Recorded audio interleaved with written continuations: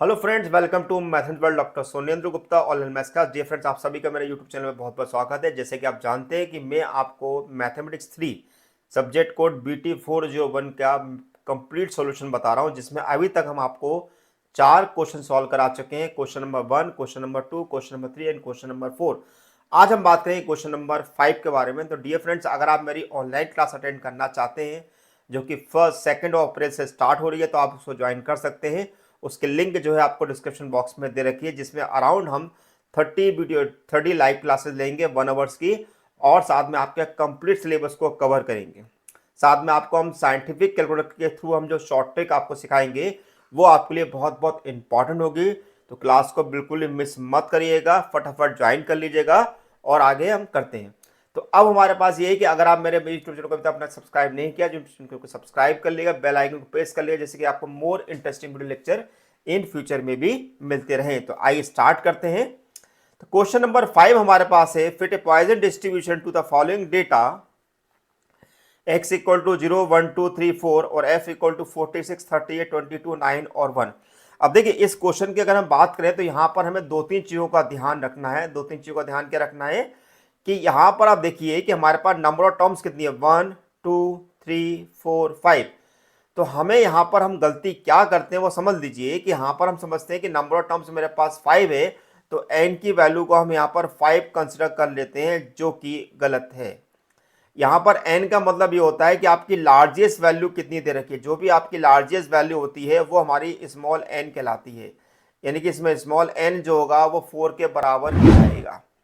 दूसरा, इसमें हमें सिग्मा एफ की जरूरत पड़ती है। सिग्मा एफ जो होता है यानी कि हमें कैपिटल एन की जरूरत पड़ती है, और कैपिटल एन का मतलब होता है सिग्मा एफ, यानी कि हम इसमें सिग्मा एफ यहाँ पर निकालेंगे, जो कि हमारे पास 116 निकल के आएगा। जब भी अगर हमें कोई क्वेश्चन अगर पॉइजन डिस्ट्रीब्यूशन से सॉल्व करना पड़ता है तो वहां पर हमें निकालना पड़ता है मीन। और मीन निकालने का हमारे पास जो फॉर्मूला होता है, तो मीन निकालने का फॉर्मूला जो होता है वो हमारे पास होता है M sigma F X upon capital N. तो हमें ये मीन निकालने के फॉर्मूले का हमें यूज करना रहेगा। अब इस मीन में हमारे पास एक्स भी दिया हुआ है और एफ भी दिया हुआ है, तो सीधे सीधे अपने एक्स और एफ का हम यूज करेंगे। बस जो अगर हमें क्वेश्चन के अंदर फिटिंग बोला जाए, थियोरटिकल फ्रीक्वेंसी बोला जाए या एक्सपेक्टेड फ्रीक्वेंसी बोला जाए, तीनों का मीनिंग एक ही है। आपको एक ही तरीके से सॉल्व करना है। तो हम यहाँ पर क्या जो फिटिंग ऑफ डिस्ट्रीब्यूशन का जो फॉर्मूला होता है वो हम यूज करेंगे F E equal to N P X equal to X. यहाँ पर हम एक्स लेके चलेंगे। ओके, तो एक्स लेके चलेंगे क्योंकि हमें क्वेश्चन में एक्स दिया हुआ है। अगर हमें एक्स नहीं दिया रहता है तो हम आर लेके चलते हैं। तो हमें x दिया है तो f इंटू एक्स हम निकाल लेंगे। तो अब x इंटू एफ हमारे पास निकालेंगे तो टोटल हमारे पास इसका सम जो आ रहा है 113 के बराबर हमें मिल रहा है।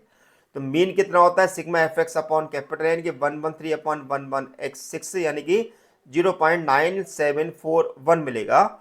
अब इन सब की वैल्यू को हम इक्वेशन नंबर 1 में फीड करेंगे और फिर उसके बाद सॉल्व करेंगे। देखिए यहाँ किस प्रकार से हम किसी क्वेश्चन को साइंटिफिक कैलकुलेटर की हेल्प से आसानी से सॉल्व कर सकते हैं। तो देखिए ध्यान से दे। तो दो चीज़ों का यहाँ पर सबसे पहले ध्यान रखना है, जब भी अगर मैं साइंटिफिक कैलकुलेटर का यूज़ करना है तो आपका जो कैलकुलेटर का मोड होना चाहिए वो रेडियन में होना चाहिए, जैसे कि आपको यहाँ पर दिखाई दे रहा होगा। इसके अलावा हमारे पास इस क्वेश्चन में हम कैसे इस वैल्यू को फिट करेंगे। तो सबसे पहले देखिए कि हमें यहाँ पर चाहिए ई की पावर -0.9741 की वैल्यू। तो हम क्या करते हैं, यहाँ पर शिफ्ट लेते हैं, एल एन दबाते हैं, माइनस साइन लेते हैं और 0.9741 हम प्रेस करते हैं। तो हमारे पास जो मिल रहा है 0.3775 हमें यहाँ पर निकल के आ रहा है। देखो आप देख भी रहे हो 0.3775 निकल के आ रहा है। इंटू हम करते हैं 116 का, जो कि हमारे पास आ रहा है 43.7937। तो इस प्रकार से वैल्यू हमारे पास निकल के आ रही है। अब हमारा काम ये है कि इस पूरे फॉर्मूले को अपनी कैलसी के अंदर फिट कैसे करेंगे वो मैं आपको बताने वाला हूँ। बिल्कुल भी मिस मत करिएगा, आगे बिल्कुल भी इसको स्किप मत करिएगा। तो देखिए सबसे पहले हमने लिखा 43.7937 ब्रैकेट ओपन करा, देन न्यूमरेटर डिनोमिनेटर की टर्म ओपन करिए, 0.9741 लिखा, पावर हमने x लिखी, देन डिनोमिनेटर के अंदर में लिखना है फैक्टोरियल x। देखिए कैलसी के अंदर हम फैक्टोरियल x लिखते हैं, वहां पे लिखा था x फैक्टोरियल, तो यहाँ पे आप देखेंगे कि मेरे पास एक्स इनवर्स के ऊपर एक्स फैक्टोरियल लिखा हुआ था, शिफ्ट दबाया हमने, पहले हम अल्फा दबा के एक्स दबाएंगे, देन उसके बाद शिफ्ट दबा के हम एक्स फैक्टोरियल दबाएंगे, तो हमारे पास एक्स फैक्टोरियल फिट हो जाएगा। अब हमें यहाँ पर निकालना है ये वैल्यू 0 1 2 3 4 पे निकालना है। तो 0 हमने प्रेस किया तो हमारे पास आया 043.7937, आप दिखाई दे रहा होगा आपको।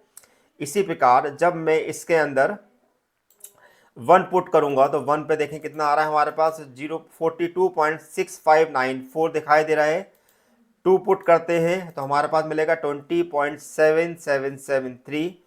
3 पुट करते हैं तो हमें मिलेगा 6.7464, और 4 पुट करेंगे तो हमें मिलेगा 1.6429। अब हम क्या करेंगे, इन सारी वैल्यू को हम ऐड कर लेंगे, यानी कि हमने क्या करा, प्लस 6.7464 प्लस 20.7773 प्लस 42.6594 प्लस 43.7937।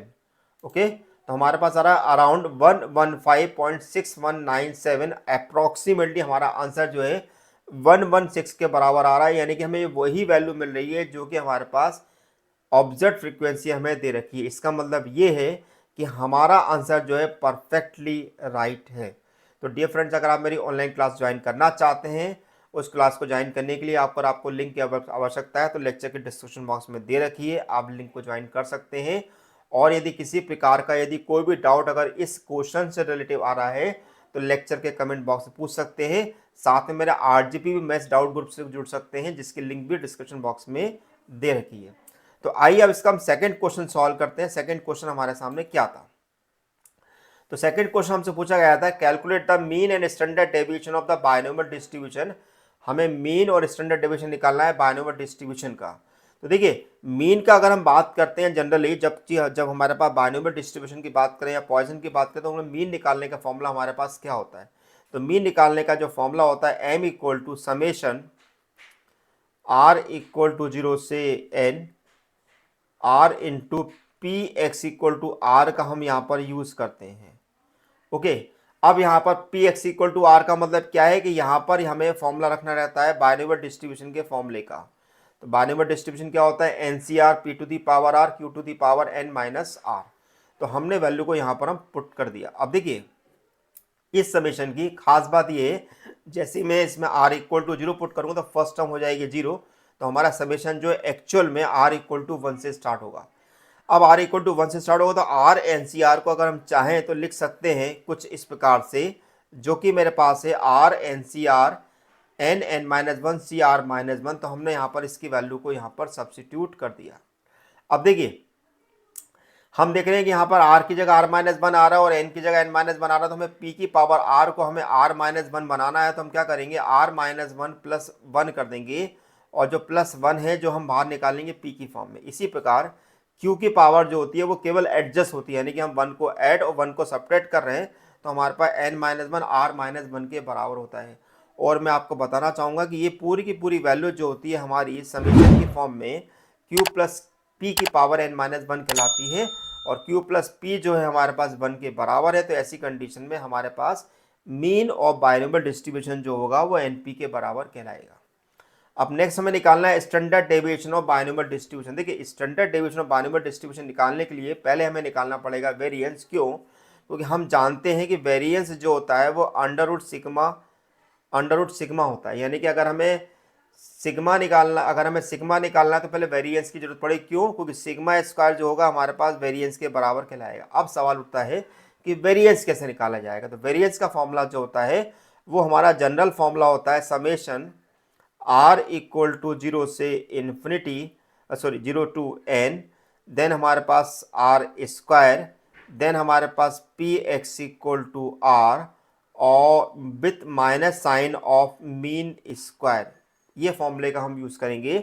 तो अब यहाँ पर इस आर स्क्वायर को लिखने का एक आइडिया होता है, एक लॉजिक होता है। तो आर स्क्वायर को लिखने का लॉजिक क्या होता है, this is r plus r minus 1, क्योंकि अगर मैं इस टर्म को अगर मैं सिंप्लीफाई करूंगा तो मुझे आर स्क्वायर ही मिलेगा।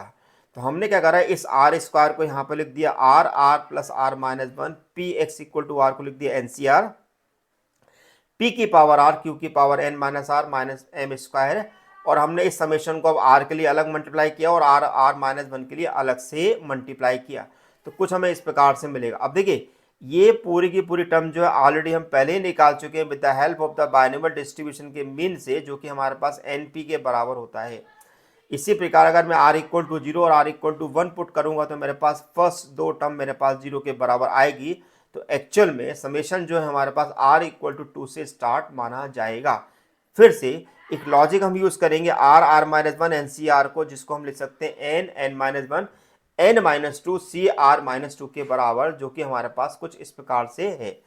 ठीक है, इसके बाद हम क्या करेंगे, चूंकि यहाँ पर हमें n माइनस 2 r माइनस 2 दिखाई दे रहा है, तो p की पावर भी r माइनस 2 बनना चाहिए, तो हम यहाँ पर p स्क्वायर को बाहर निकाल लेंगे कुछ इस प्रकार से, तो ये हमारे पास हो गया। और इसके अलावा q की पावर n माइनस r जो होता है वो केवल एडजस्टमेंट होता है n माइनस 2 r माइनस 2 का, और ये पूरी की पूरी टर्म जो होती है हमारी बराबर हो जाती है q प्लस पी की पावर n माइनस 2 से, और q प्लस पी मेरे पास कितना है 1 के बराबर है, तो मेरे पास n स्क्वायर पी स्क्वायर से n square P square cancel हो जाएगा, और एन पी स्क्वायर और एन पी से मेरे पास एन पी कॉमन निकलेगा, तो 1 माइनस पी, और 1 माइनस पी को मैं लिख सकता हूँ q, यानी कि वेरिएंस जो होता है बाइनोमियल डिस्ट्रीब्यूशन का वो एन पी क्यू होता है। और चूंकि बाइनोमियल डिस्ट्रीब्यूशन का हमें स्टैंडर्ड डेविएशन निकालना है तो अंडर रूट बी होगा, तो हमारे पास फॉर्मूला आएगा under root N P Q. तो इस प्रकार से हम इसके क्वेश्चन को सॉल्व कर सकते हैं। पेपर आसान था, आसान होने के साथ साथ बस आपको प्रैक्टिस की जरूरत पड़नी चाहिए कि प्रैक्टिस आप जितना ज़्यादा न्यूमेरिकल में करेंगे उतना ज़्यादा आपके हाथ साफ होंगे। और सबसे इम्पॉर्टेंट चीज़ कि साइंटिफिक कैलकुलेटर को हम किस प्रकार से ऑपरेट कर सकते हैं ये मैंने आपको यहाँ पर बताया हुआ है। तो आपको मेरा वीडियो लेक्चर कैसा लगा है मुझे बताइएगा। Thank you for watching my channel, doctor Sonendra Gupta. Thank you so much.